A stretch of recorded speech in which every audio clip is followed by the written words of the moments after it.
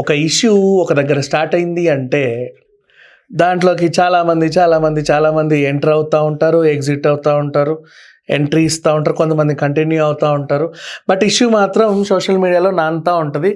సంబంధం ఉండి కొన్నిసార్లు, సంబంధం లేక కొన్నిసార్లు. మళ్ళీ శివాజీ గారి దగ్గరికి వెళ్ళాలి. ఏంటో ఇది ఆగేలా లేదు. అప్పుడెప్పుడో శివాజీ గారు మాట్లాడిన మాటలకి, తర్వాత అనసూయ ఎంట్రీ ఇచ్చి కౌంటర్ ఇచ్చిన దానికి, తర్వాత మధ్యలో ఇంకా స్క్రాప్ అంతా మీద పడి దాని గురించి చర్చించిన తర్వాత అది అయిపోయిందిలే అనుకుందాం. సరేలే, ఇప్పుడు ఎవరో కొంచెం మంది మాట్లాడుతున్నారు. సంబంధం లేకుండా బెంగళూరు నుంచి ఒక నటి సుప్రీంకోర్టు తీర్పుని సవాల్ చేస్తూనో లేకపోతే ఏదో ఒక కామెంట్ పెట్టింది. మళ్ళీ కూడా అవును అసలు శివాజీ గారు అని చెప్పి మళ్ళీ శివాజీ గారి దగ్గర నుంచి మొదలు పెడుతున్నారు ఈ ఇష్యూని అంతా. సరే పెట్టనివ్వండి. అసలు ఏం జరిగింది? రమ్య తప్పు చేసిందా?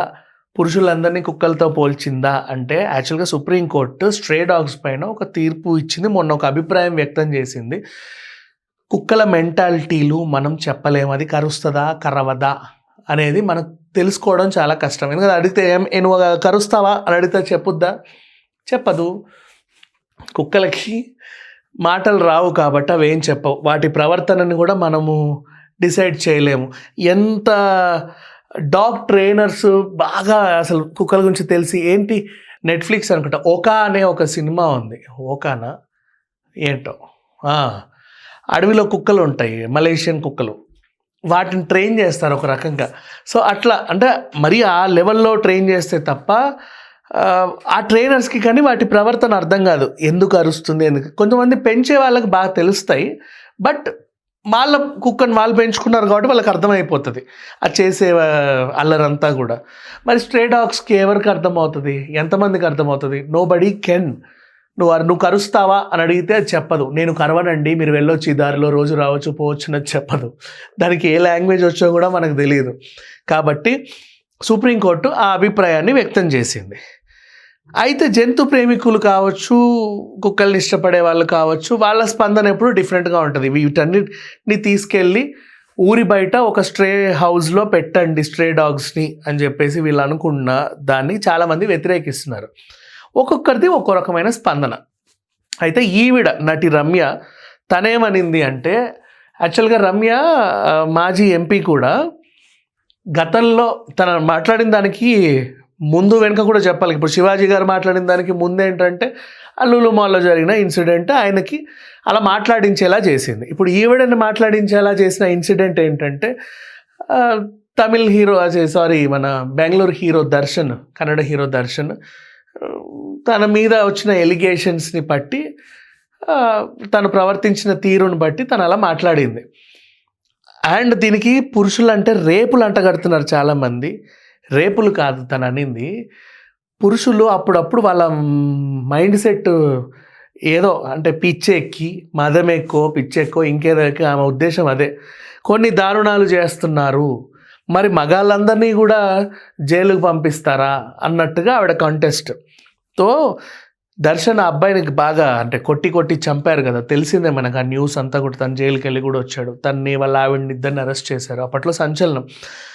ఇలా అయింది. మరి మగాళ్ళు అలా ప్రవర్తిస్తున్నారు కదా పిచ్చిగా. ఆఫ్కోర్స్ రేపిస్టులను కూడా అనొచ్చు. మరి కోల్కతా ఇన్సిడెంట్ తీసుకున్నా, ఇంకా బోల్డన్ని నిన్న కూడా మొన్న రన్నింగ్ వ్యాన్లో జరిగిన ఇన్సిడెంట్ తీసుకున్నా, ఏ ఇన్సిడెంట్ తీసుకున్నా ఆ టైంలో వాడు ఎందుకు అలా ప్రవర్తిస్తున్నాడు అంటే ఎప్పుడు ఎవడు ఎలా ప్రవర్తిస్తాడో మనకు తెలియదు. కాబట్టి రోడ్ల పైన ఆ కార్డు పైన ఉన్న మగాళ్ళందరినీ సేఫ్గా లోపలేయొచ్చా?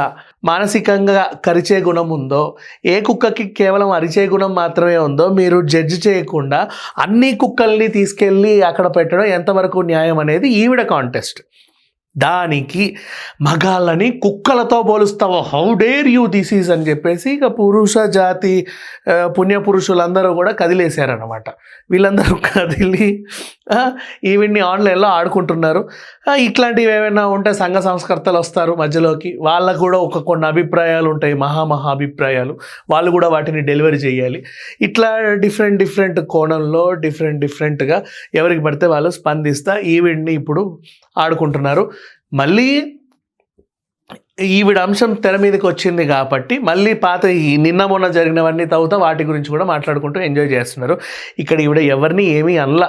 బాగా అర్థం చేసుకోండి. ఫస్ట్ తన ఇంటెన్షన్ అందరు మగాళ్ళని తిట్టడం అయితే కాదు, సుప్రీంకోర్టు అభిప్రాయాన్ని వ్యతిరేకించడం.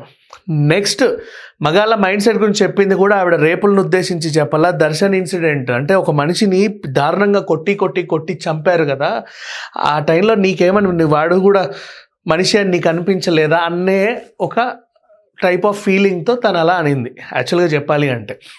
నెక్స్ట్ మీరు అనుకోకుండా ఎలాగో అనేసారు కాబట్టి అలా అనడంలో కూడా తప్పేం లేదు యాక్చువల్గా చెప్పాలంటే. తన అభిప్రాయం తంది, తను ఎలాగైనా వ్యక్తపరచుకోవచ్చు.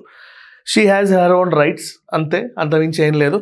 అనవసరంగా నన్నే అనింది, ఏదో అనేసింది, చాలా దారుణంగా అనేసింది అని చెప్పేసి ఈ మనోభావాలు దెబ్బతినే సంఘం ప్రెసిడెంట్లు, అధ్యక్షులు, ఉపాధ్యక్షులు ఎవరైతే ఉంటే దయచేసి మనోభావాలను దెబ్బతినకండి, ఎవరు హర్ట్ అవ్వకండి, ఎవరు ఏమీ అనలేదు, అంతే, అది అక్కడ ఆగిపోండి. కొన్ని స్కిప్ చేయండి, ప్రతిదీ పట్టించుకోవాల్సిన అవసరం లేదు. Thank you.